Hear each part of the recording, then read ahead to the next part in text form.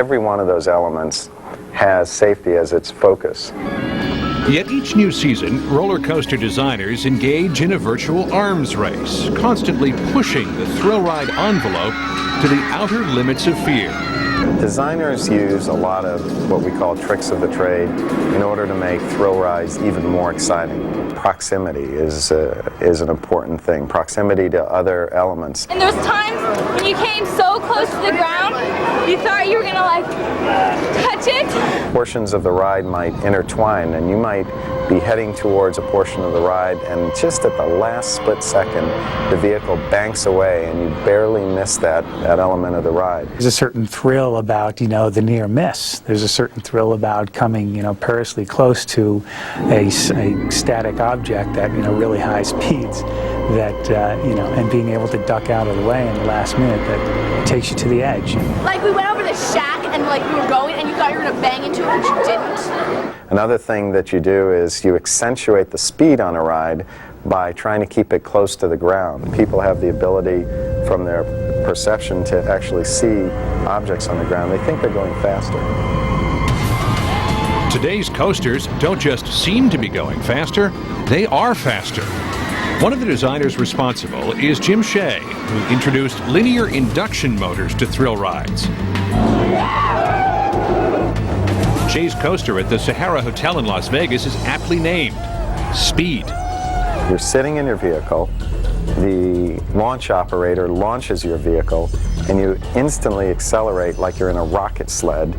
Your body's pushed back against the seat, you're accelerated in this magnetic wave zone and shot out of the Sahara Hotel, make a sharp turn, go underground, through a loop, and shoot you over 70 miles an hour, and eventually traveling up to over 200 feet in the air, and then coming backwards on the same path into the station. I mean, it's a very, very intense ride. Unlike automobiles, there is no speed limit for thrill rides. We reached that holy grail of thrill seekers going 100 miles an hour on a coaster. We're the first and so far only 100-mile-an-hour coaster, Superman the Escape, at Six Flags Magic Mountain in California. We are seeing traditional coasters approaching that 100-mile-an-hour barrier as coasters continue to get taller and faster.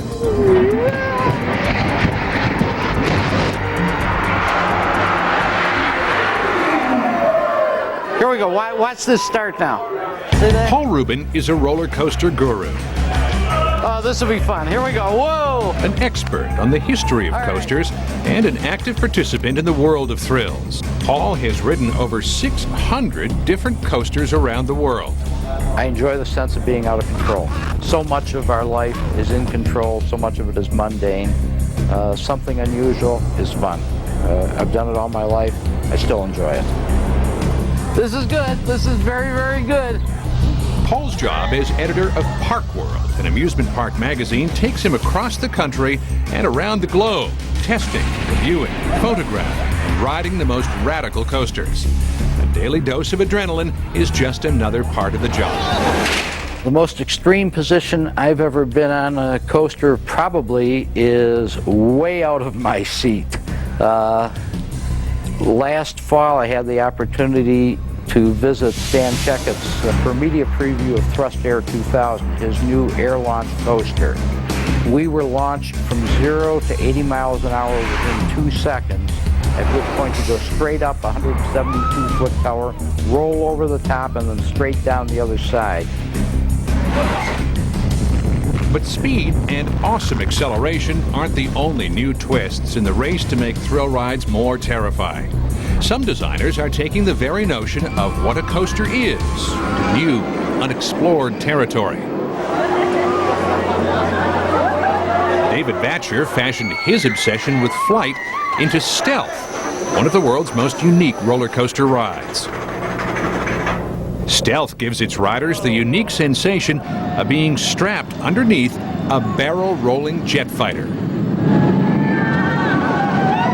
We start the first bend and roll over into the flying position, and now I'm like Superman, hanging in the harness, taking a dive down, picking up speed, going into the most extreme of my favorite part of the ride, the loop. In the top of the loop we hang, dive down, pulling nearly 5G.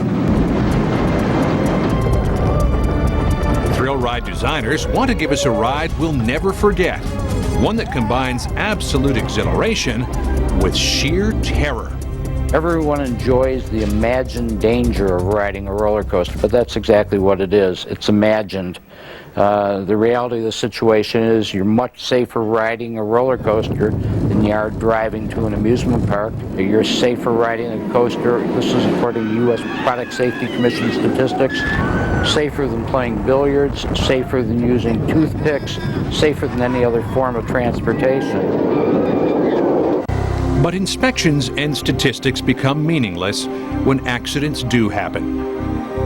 On March 21st, 1999, 28-year-old secondary school counselor Valerie Cartwright entered the Roaring Rapids attraction at Six Flags in Arlington, Texas. Roaring Rapids is a twirling roller coaster water ride in which a raft navigates 3 intense rapids. But when Valerie's sister Monica and her brother Dwayne began the ride with Valerie, they didn't know it would be the last time they would see her alive. It was a round raft.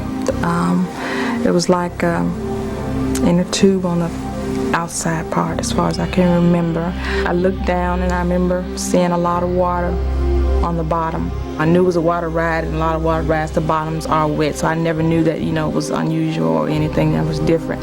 But as they made their way down the course, their raft began taking on more and more water. The third dip, it just went, everything just really got bad. It was like when it hit that last little dip, you could hear it just hit something real hard, and right then it was just quick. There was nothing you could do to stop it. The boat, which was carrying 12 passengers, capsized. All of them became trapped upside down underneath the ride in the water. And I was like, Lord, I can't hold my breath anymore, and that was it. My head hit something and I went out.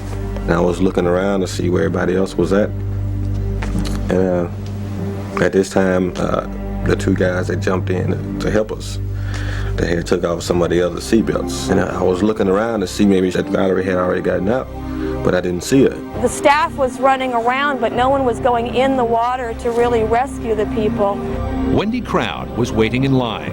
When she saw the boat capsize, she immediately dove into the chilly waters. I jumped into the water and swam to the raft, and there was people not breathing. I saw a black woman there who was not breathing, and so I started mouth-to-mouth on her. Wendy tried to breathe life into Valerie, but she could not bring her back. It's just hard. It's just hard for me. It's hard for my family. I mean, Valerie, to me, she was young, and she was my baby sister, but just to go out on a trip to an amusement park to have fun and my sister's killed, it's just hard to take. Valerie Cartwright was the first guest killed in the park's 39-year history. Investigators believe the accident occurred when the raft deflated, causing it to hit an underwater pipe. The force of the rushing water then flipped the boat over. The Cartwright family has filed a wrongful death suit against the park. Since the tragedy, the ride has been modified and is currently running. Whenever there's an accident, whoever's ride it's on, it's something that's taken very, very seriously in the industry to understand exactly what has caused it and what we can do to make the rides even safer than they are today. But when someone is killed, the shock is magnified because no one expects to die on a ride designed for enjoyment. Coming up next, as thrill rides become more radical, how much stress can the human body take? Go, go, go, go! This TLC program is sponsored in part by New York Life, the company you keep.